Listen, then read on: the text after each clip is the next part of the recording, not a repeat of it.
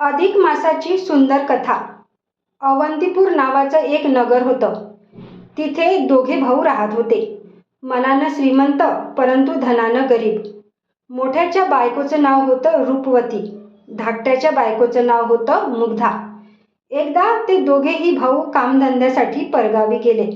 तेव्हापासून थोरली जाऊबाई महाराणीसारखी बसून राहत होती. धाकट्या जावेकडून बटकीसारखी कामे करवून घेत होती. तिच्यावर सारखी आग पाकडत होती. एकदा तर थोरली एवढी संतापली की तिनं धाकटीला घराबाहेरच काढलं. बिचारी धाकटी एका शेजारणीच्या ओसरीवर राहू लागली. त्या वर्षी अधिक मास आला. थोरलीनं पुरुषोत्तम व्रताची तयारी केली. धाकटीला वाटलं आपणही ते व्रत करावं, म्हणून ती थोरल्या जावेच्या घरी गेली. म्हणाली, जाऊबाई जाऊबाई, पुरुषोत्तम व्रत करायची माझीही इच्छा आहे, परंतु मला त्या व्रताची काहीच माहिती नाही. तुम्हाला मला सगळा व्रतविधी सांगायचा आहे. थोरली होती कपटी, भारी आणि दुष्ट. ती धाकटीला म्हणाली, तू आहेस बावळट, अर्धवट आणि वेडपट.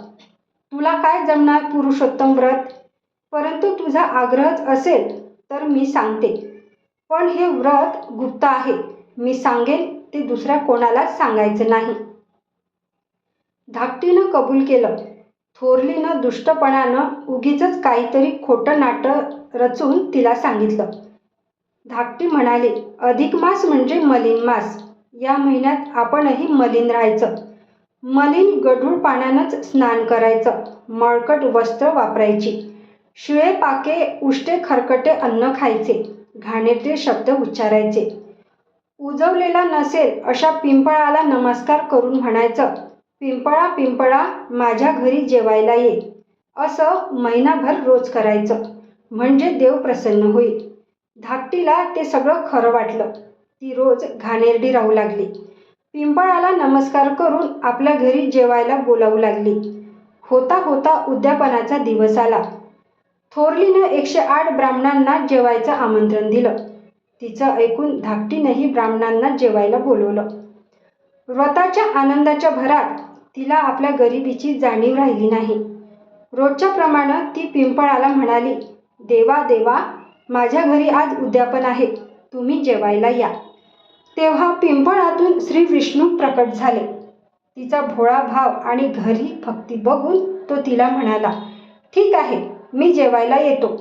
कोणी विचारलंच तर आपला भाऊ जेवायला आला असं सांगायचं. धाकटीला आनंद गगनात मावेना. ती घरी आली. घरात काय होतं नव्हतं ते गोळा करून कसाबसा स्वयंपाक केला. एक लाडू केला.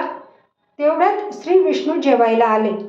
तो तिला म्हणाला, ताई, बाहेर 108 ब्राह्मण जेवायला आले आहेत. धाकटी विसरूनच गेली होती.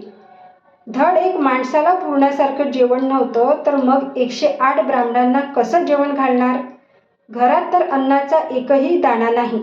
आता काय करायचं? विष्णूनं तिची चिंता दूर करायचं ठरवलं.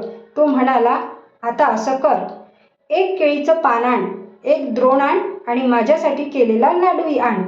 धाकटीनं विष्णूच्या सांगण्याप्रमाणे केलं. मग विष्णूनं त्या पानाचे 108 तुकडे केले, द्रोणाचे 108 तुकडे केले आणि लाडवाचेही तेवढेच तुकडे केले. धाकटीनं ती पानं मांडली. लाडवाचे तुकडेही वाढले. तेव्हा श्री विष्णूच्या कृपेने 108 पात्र पंचपक्वान्नांनी भरली. ब्राह्मण आले, जेवले, तृप्त झाले आणि धाकटीला अतिशय आनंद झाला आणि तिला आशीर्वादही दिला. तिकडे थोरलीच्या घरी चमत्कार झाला. तिनं तयार केलेले सर्व पदार्थ नाहीसे झाले. 108 ब्राह्मण उपाशी राहिले. रागानं तिला शाप देऊन गेले.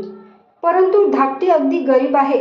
तशात आपण तिला खोटं नाटं सांगितलं आणि तरीही तिनं 108 ब्राह्मणांना भोजन कसं दिलं याचं थोरलीला नवल वाटलं. ती तशीच लगबगीनं धाकट्या जावेकडे गेली. धाकटीनं थोरल्या जावेला आदराने नमून नमस्कार केला आणि म्हणाली, तुम्ही सांगितल्याप्रमाणे मी अधिक मासाचं व्रत केलं, म्हणूनच भगवान श्री विष्णू प्रसन्न झाले आणि त्यांच्या कृपेनंच उद्यापन देखील यशस्वीपणे पार पडलं. धाकटीला आपण खोटं सांगितलं, पण तिनं हे खरं मानून भक्तिभावानं व्रत केलं, म्हणूनच तिला भगवान विष्णू प्रसन्न झाले. हे थोरलीनं मनोमन जाणलं. ती खजील झाली. तिनं धाकटीचे पाय धरले, तिची क्षमा मागितली. तेव्हा आकाशवाणी झाली, जे कोणी श्रद्धेने अधिक मास पाळतील, पुरुषोत्तम व्रत करतील, त्यांना मी असाच प्रसन्न होईल, त्यांच्या सर्व मनोकामना पूर्ण करेल. त्यानंतर त्या दोघी जावा एकत्र आनंदाने राहू लागल्या.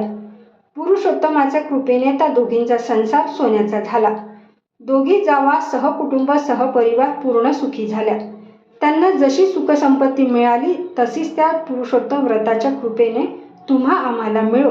ही 60 उत्तराची कहाणी 5 उत्तरी सफल संपूर्ण.